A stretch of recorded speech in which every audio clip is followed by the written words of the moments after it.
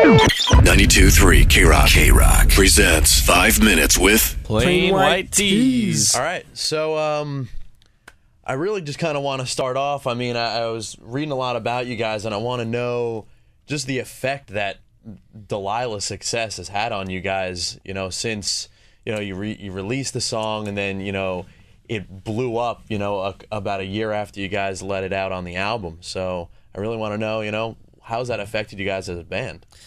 It's craziness. It's made us more busy. Yes. Yeah, that's exactly what it's done. It's made us more not sleeping. Yes. Yeah. Sleep is a thing of the past. Mm-hmm. No, it's I mean, we've always wanted, ever since we started the band, to be, you know, just have a song that was a quote unquote hit song, or, you know what I mean? It's like we always try, every song we write, we kind of try to make it the best we can.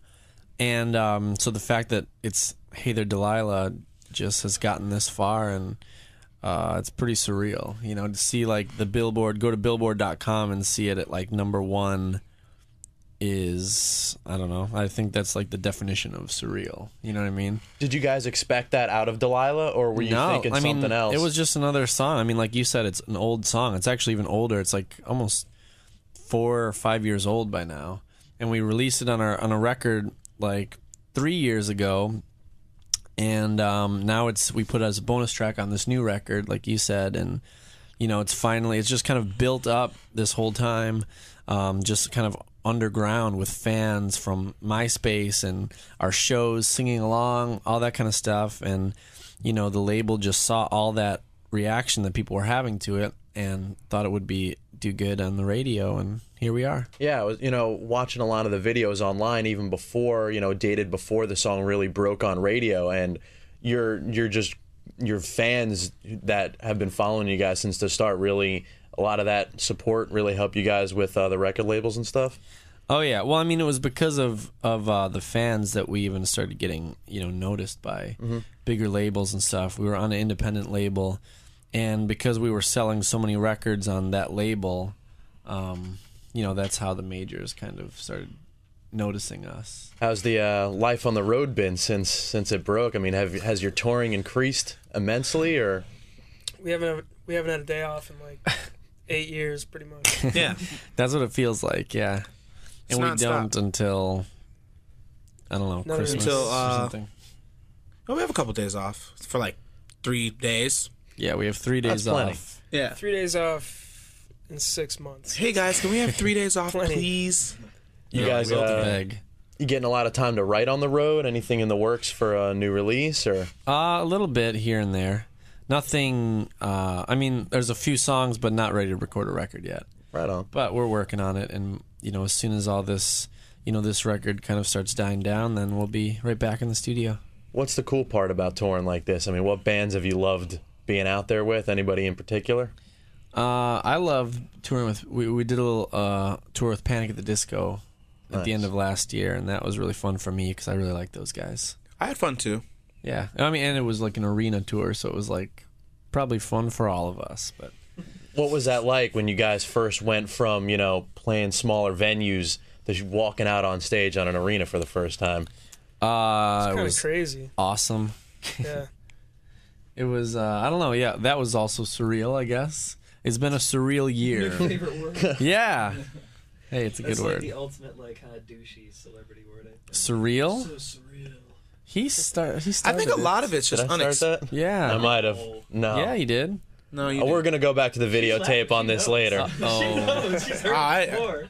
I just think that I think it's all unexpected. You know, getting the offer for that Panic tour that we did, and then going out there. It's just like you didn't. No one expects any of that to happen. No one expects. Yeah, well, that that we're was gonna go #1. That was literally like we got the call, like, hey, you guys are on this tour, be in New York tomorrow. Yeah, can you do it? Yeah, so we're like, oh, okay, and then next So thing we you did know, it. we're like playing in huge arenas and stuff. That's crazy. Yeah. I mean, you know, after you guys get a little break, and anybody that you'd really like to go on tour with, anybody, you know, any bands that you guys have, you know, really influenced you guys, or just somebody that you're listening to a lot now that you'd like to be on tour with?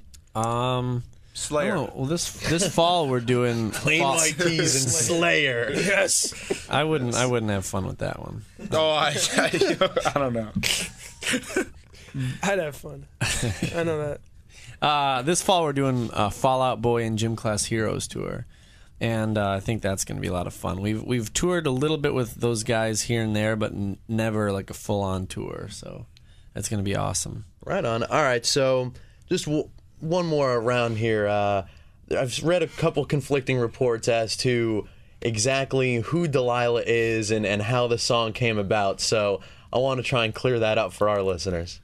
Delilah is a girl, a lovely young lady that I met back in Chicago, and she actually went to school at Columbia here in New York. Mm-hmm.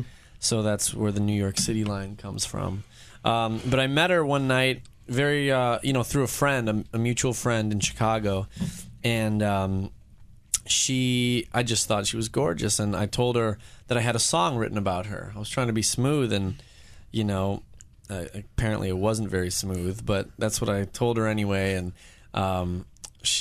we kind of kept in touch. She went back to school in New York, and we kept in touch a little bit, emailing and stuff. And she was always like, "Oh, where's my song? When do I get to hear my song? Ha ha." And eventually I just kind of started writing the song. And after writing the first few lines, I was like, wait a minute, this is really good. And we fell out of contact for a while, and I was stuck with this really cool part of a song that I kind of had to finish imagining if I was in a long distance relationship, what would be everything that I would want to say. And that's kind of how I wrote the rest of the song. So Delilah and I have never been together or anything like that. I think she had like a boyfriend the whole time. But she inspired me to write the song, so that was good enough. Bet you she wants it now, though. Rich as hell right now. I don't know about that. Well, No, yeah, probably not. All right, well, thanks a lot, guys. And Thank you. Plain White Tees and K-Rock. Thanks. Yeah. Thanks. Thank you. Peace out.